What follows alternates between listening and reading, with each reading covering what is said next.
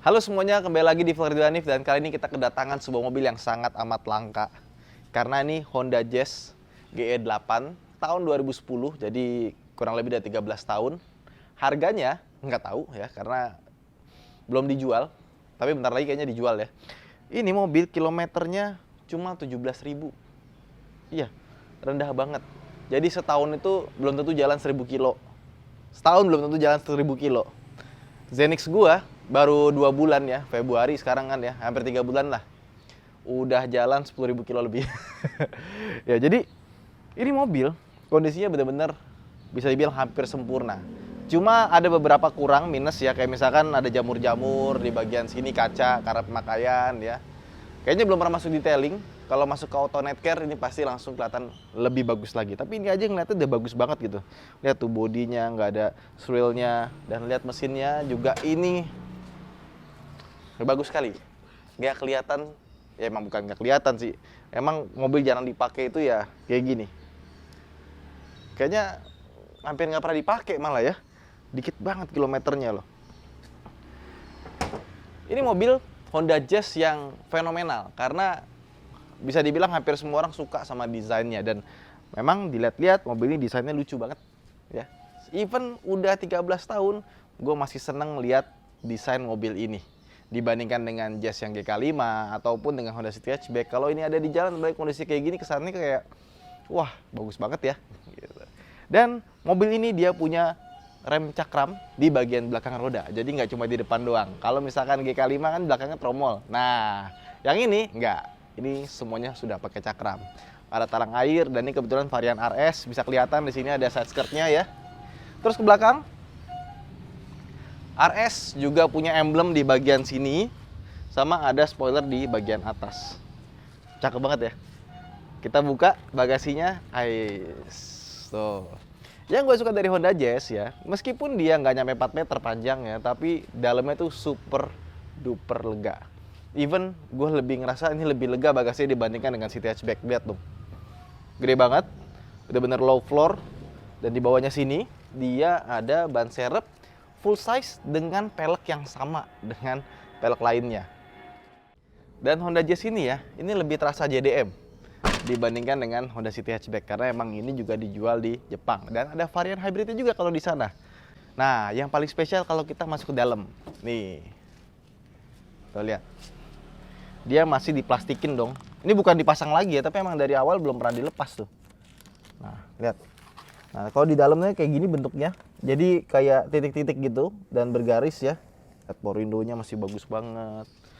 Ininya joknya tuh lihat tuh. Masih bagus banget, bludrunya belum ada yang botak, belum ada kerut-kerutan. Lihat dong interiornya. Waduh, ini kayak mobil keluar dari showroom, tau nggak?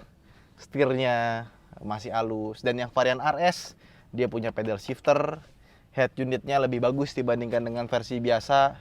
Terus dia bisa ngelipat secara otomatis lewat tombol di sini spionnya. Tapi di sini kosong. Terus AC juga masih yang manual, belum model yang digital. Kalau di luar sudah ada yang digitalnya. Dashboardnya tuh lihat tuh.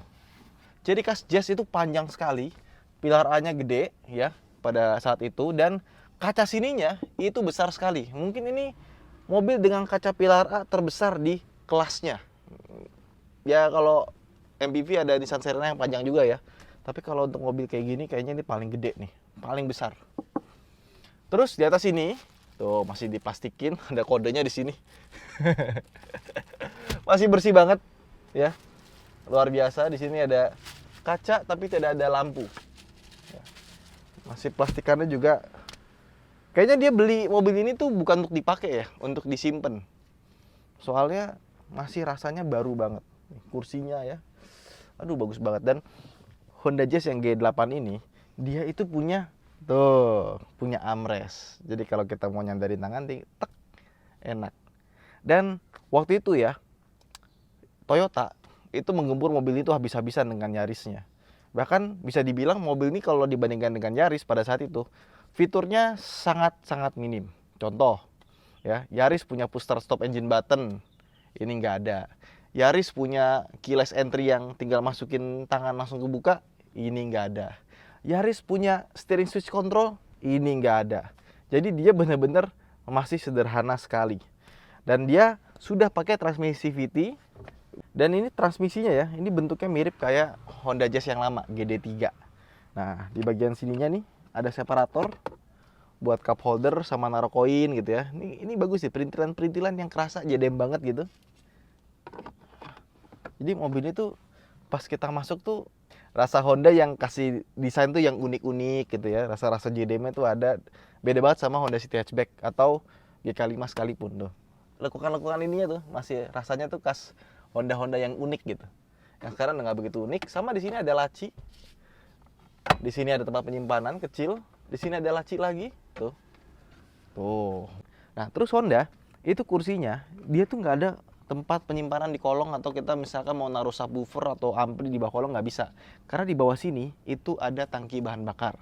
Terus karena tangki bahan bakarnya ada di bawah sini ya, Ultraseatnya tuh pinter banget gitu. Ruang belakang ya, ini lega. Wah, kan masih plastikan kan sama nih, tuh. Seperti baru ya. Dia tuh lega. Terus kalau kita naikin atasnya sini, kursi, ya, bisa pas. Dan gue sukanya dia tuh nggak terlalu tegak, jadi masih terasa rebah. Walaupun hatchback kayak gini biasanya kan tegak banget ya. Ada step 1, terus kalau kita mau agak rebah ada step 2. Ininya masih bener-bener bagus dan dia pelipatan 60-40. Nah, keunggulan dari Ultraseat ini kalau kita naikin ya, set. Nah, kita bisa bawa barang yang agak tinggi, misalkan bawa tanaman, dispenser, gengsi gitu bisa dimasukin sini. Kita buka lagi gini, baru bisa turun. Jadi kalau kita nggak dapat tempat penyimpanan di bagian depan sini, bisa di jok yang belakang karena Ultraseatnya itu pinter banget.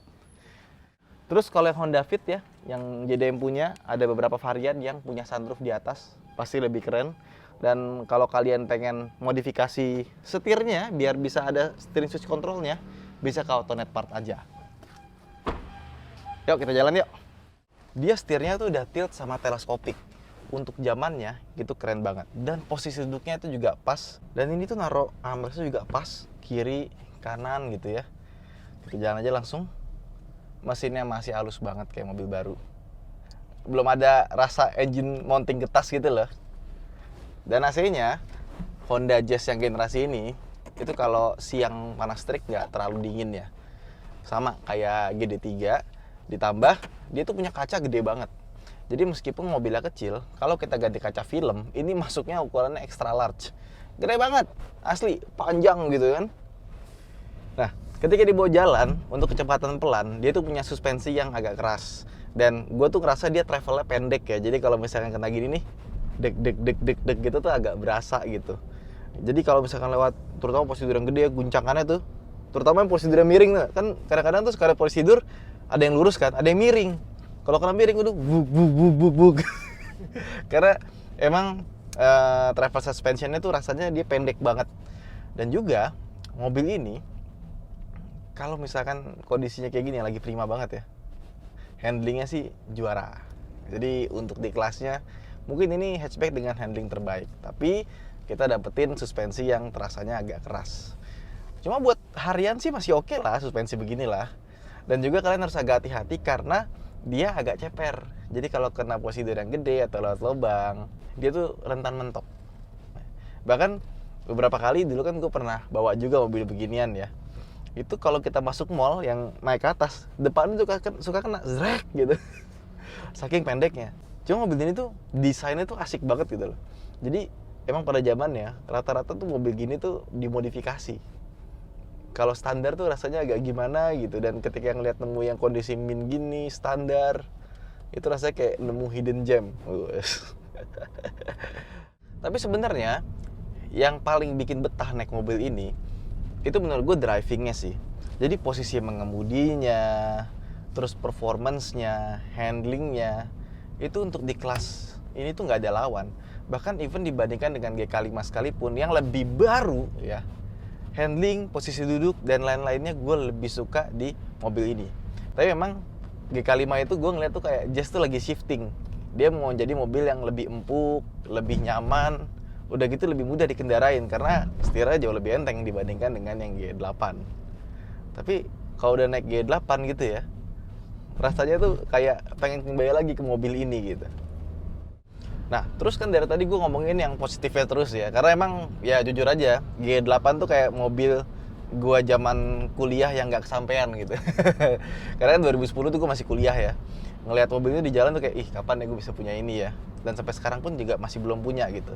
Nah, mobil ini, itu kalau dibawa di kecepatan tinggi, bawahnya cukup berisik. Jadi banyak bunyi road noise, wind noise, itunya berasa banget. Udah gitu, kaki-kakinya juga cenderung lemah. Buat teman-teman yang mau cari mobil ini, perhatikan link stabilnya biasanya kena. Bushing-bushingnya, kan karet udah tua ya, itu biasanya udah pada mulai kena. Kalau udah kena, tinggal diservis aja sih atau diganti. Dan spare partnya pun juga harganya masih cukup terjangkau.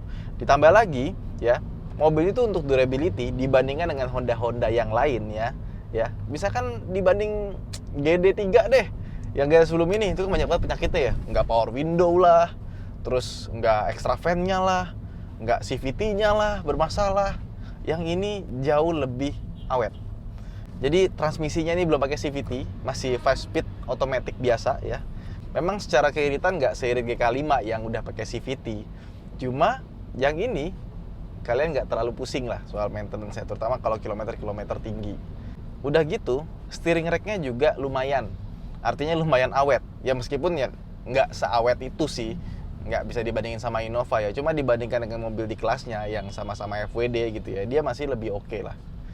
Sisanya ini mobil Honda yang durability-nya lebih dari Honda-Honda yang lain sih. Makanya sampai sekarang mobil ini juga harganya masih bertahan. Cuma ya kalau kalian nggak pakai kaca film yang bagus ya, ini terasa banget siang panas pol. Terus yang gue suka juga, performa mesinnya itu, biasanya kan kalau mobil Honda itu kan pakai VTEC, tenaganya di atas gitu kan. Ini dari putaran bawah tuh udah mulai berasa gitu. Kita gas, gini lagi kosong, set. Oh, lumayan kan? Cuma jujur aja transmisinya nggak secepat yang CVT. Jadi turun giginya dia masih mikir dulu, abis itu baru gas. Nah untungnya dia punya pedal shifter. Honda tuh lucu, dia ngasih pedal shifter tapi nggak ngasih tombol buat audio. Tapi bisa ditambahin sendiri sih. Nah, tombol-tombolnya ya, nih. Ini tuas-tuas seinnya juga rasanya masih kayak mobil baru, masih rigid banget gitu. Dan lucunya ketika kalian naik G8, habis itu ke GK5, itu tuh berasanya kayak mobil yang lain, bukan upgrade dari G8 gitu. Jadi kalau orang bilang mobil baru itu pasti lebih baik dibandingkan dengan generasi sebelumnya, kayaknya di generasi ini belum tentu deh. Ini Honda Jazz yang paling asik dikendarain, even dibandingkan dengan Honda City Hatchback sekalipun. Jadi kesimpulannya, sebenarnya mobil ini tuh bisa dibilang Jazz yang paling charming, paling punya pesona sendiri. Meskipun udah 13 tahun umurnya, tetap masih kelihatan wah gitu ya. Bahkan ketika dikendarain, itu nggak kalah dibandingkan dengan mobil-mobil zaman sekarang. Nah, itu aja mungkin video kita kali ini. Buat teman-teman yang punya Honda Jazz G8, coba komen di bawah seperti apa rasanya. Saya Hanif, sampai jumpa di vlog berikutnya. Bye-bye.